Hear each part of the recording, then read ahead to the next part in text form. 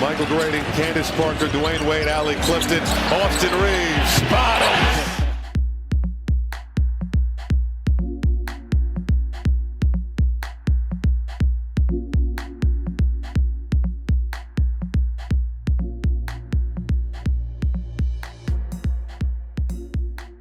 Double teaming him as soon as he grabbed the ball off the tip. I don't think I've ever seen that.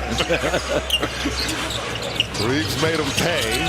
3-0 Lakers. Doncic the lob to LBJ. And right here, D-Wade, this looked real retro, right? And uncomfortableness, right? And Jason Kidd said something that most people do not do. Oh, I thought Reaves will take on. That's all I gotta say, Candace. They must be the shoes, Candace. I knew we were gonna get one of those in. I didn't know it was gonna be the first quarter. Wait, hit 2 threes. Let me him get out the way now. Way of ways. There's Doncic from downtown as Lakers head coach.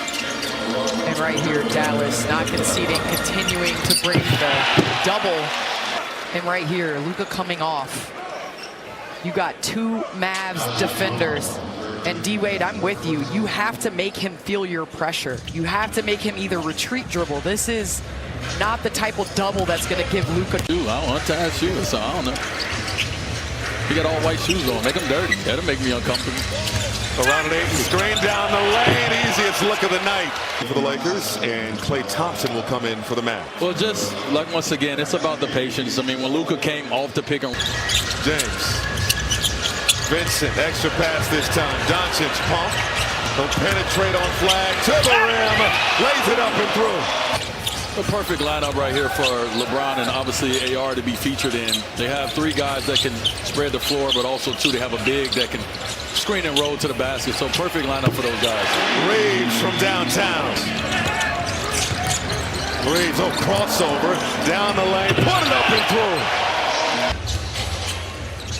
How you like those goggles he's wearing? You like that look for him, Candace? Oh, Reaves. Yes, I'm loving the fact they're moving the ball. Lakers going zone on that possession. Again, Austin Reaves is calling his number. This is a shootout right now. Lakers 82, Mavericks 77. Speaking of 77. Rebounding the basketball. I didn't understand it at first because who thinks rebound is going to win everything for you? But if you don't finish the possession, you have no chance. You just got to knock him down. Reaves, attack mode. Shot to roll. Count it and put him on the line. This is the 6th time he's been able to play with Anthony Davis. Reaves going dancing with Thompson behind the back. Downhill. Found the window for Aiden. It's good to have you back on the basketball floor. It looked like the knee felt good. How did it feel? No, I felt pretty good. I'm not gonna lie. I had some 2 days off. I think the turkey and the Thanksgiving food really rejuvenated me and got me back on my feet. All right, I'm going to ask you about that because I know your mom had a lot to do with the cooking. But this game, you guys now clinch the quarterfinals. You're going to host the San Antonio Spurs right here on this court. What does that mean? You guys advance into the quarterfinals, having a chance at the Cup. This is the furthest I've ever been in the tournament, so this is a new experience for me. And I'm treating it like a playoff game. I'm going game by game, and the fans are super into it. So why not put on the show for them and play hard as you can, and just leave them with a good game and satisfied and going home.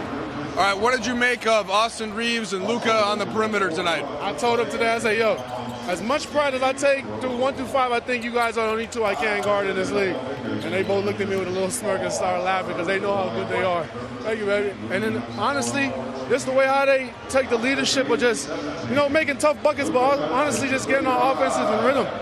Sometimes when we think we're in a slump and, AR has his own thing and Luka got his own thing. There's just multiple different rhythms on how they put us in momentum in the offense. It seems like you're figuring out where they want you around the rim as well. Most definitely. They're making my life really easy, making shots off these screens, and I'm just rolling to the rim, just putting pressure as best as I can to get other shooters open. Five, man. All right, DeAndre, and you mentioned your mom, of course, from Jamaica. I know your foundation did something for the victims there of the hurricane, but then also she came up here, sounds like, and did a little cooking for the squad. Yeah, I truly appreciate the Lakers really just letting my mom in the kitchen, just doing her thing, showing love, and just spreading love. She loved to fill people's tummies and with joy. And honestly, her son plays for the Lakers, and that was her Super Bowl. What's her specialty? Her specialty is really that curry chicken and oxtail. That's up, baby. Let it work. Let it work. All right, that sounds good. Chicken and oxtails, baby. That's my thing. All right, man. Go guys. Appreciate it. Thank you, baby. A shootout with the Mavs. They go 4-0 in group play for the NBA Cup. They'll be advancing to the quarterfinals. They will play the San Antonio Spurs. We'll get into that later. They've now won 6 games in a row. They are 14-4, and this one was not easy, big game. The Mavs also shooting the lights out tonight. Offense will be the story that we will talk about. The Lakers shooting 60% from the field, a season-high 18 threes. They shot over 51%, all starters in double figures. Yeah, I mean, the Lakers, they shot the ball extremely well, Gita, as you mentioned. Dallas, however, they got back on track offensively. They had their starters all in double figures. AD coming back, I think that played a big part in their success tonight. And they had 49 points off their bench.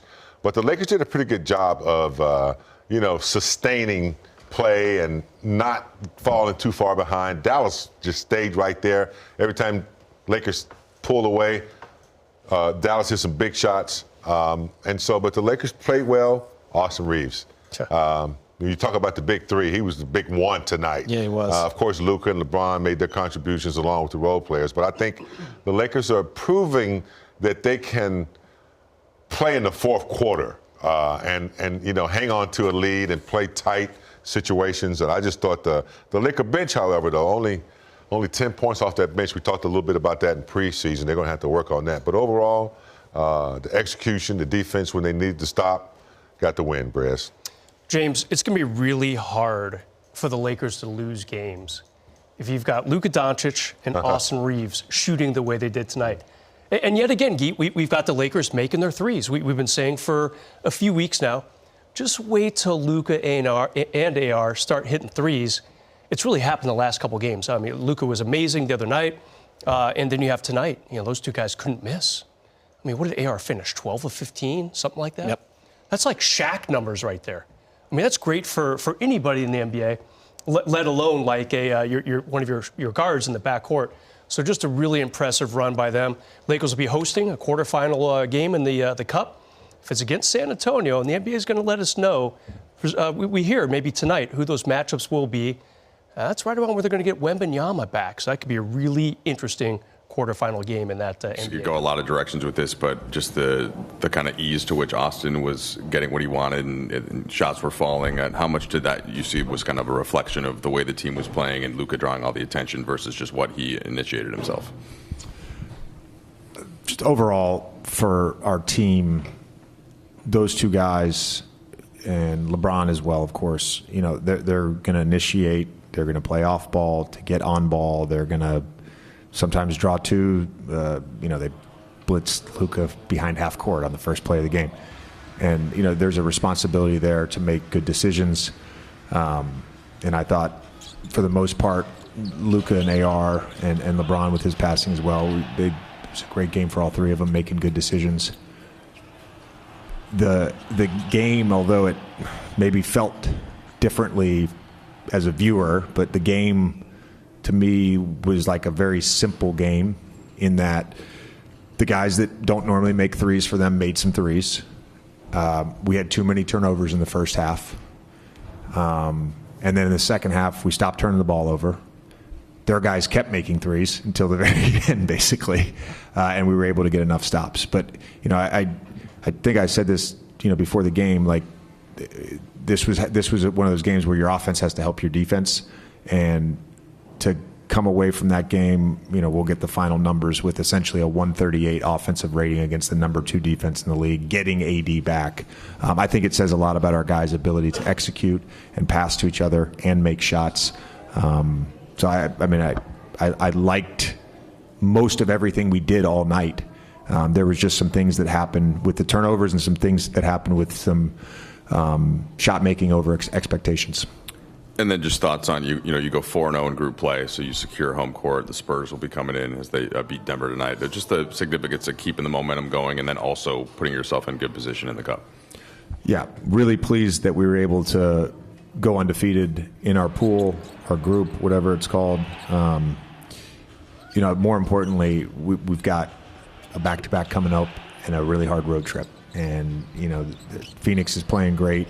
New Orleans has a ton of talent. We've got to take care of business in the next 2 games, and then we've got to go be great on the road like we've been for most of the year outside of 2 games. And the Cup is in some ways, a distant memory for the next 12 days or whatever it is. JJ, you guys are 14-4 right now. Thanks. Well done. Thanks for pointing that out. What are the habits that you're seeing being built now that you are hopeful that will be the most sustainable? Yeah. I think the game plan discipline and game plan execution has been pretty good all season, and we've been building that.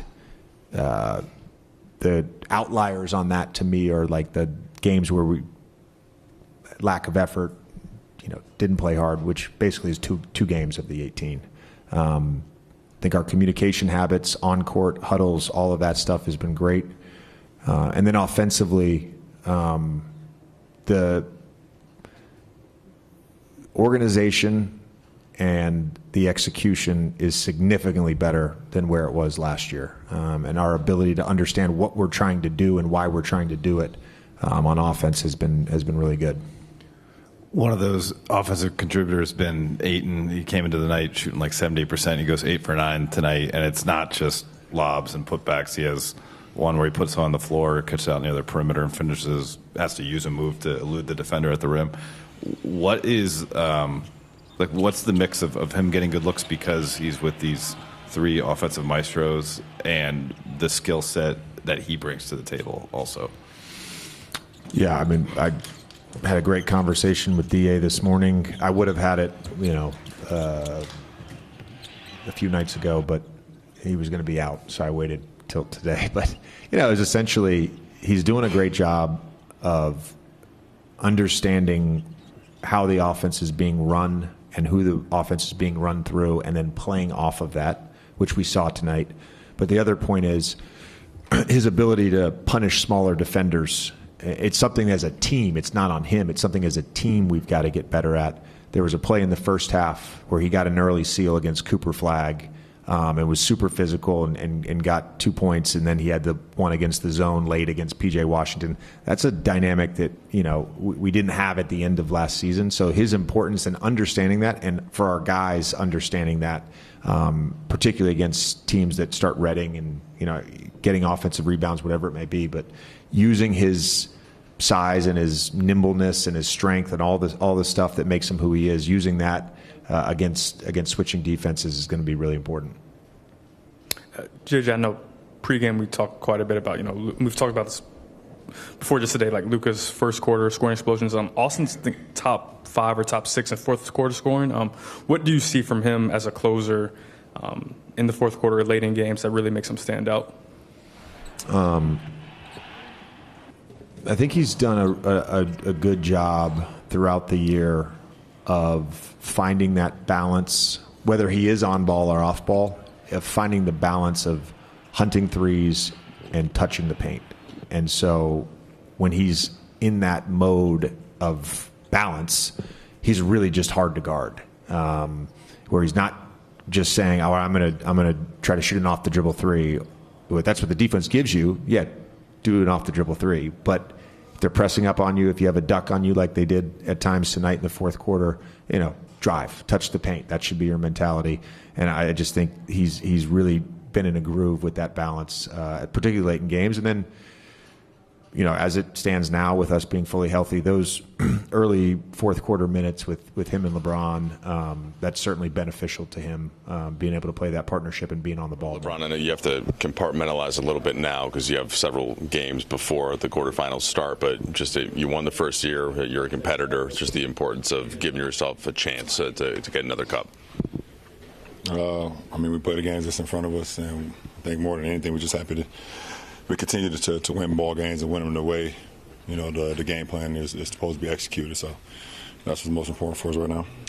You were talking about on your podcast the 45-degree angle and like the cutting and things when you're off the ball, and just could you expand on that a little bit as you watched Austin and Luka play, and you can fit wherever is needed, but can you expand on that spot and kind of how you're able to find the holes in the defense there? Yeah, I mean, those guys, they got so many eyes on them. Obviously, they're our primary ball handlers, so they have so many eyes on them. They play a lot of our pick and roll offense, so a lot of times, they put 2 on the ball. If AR is handling the ball, if Luka's handling the ball, and then it's a numbers game. It's literally a numbers game for us. So we have the 4-on-3 matchup in the backside, and it's either if I'm coming through the 45 or if I'm in the corner, just making myself available.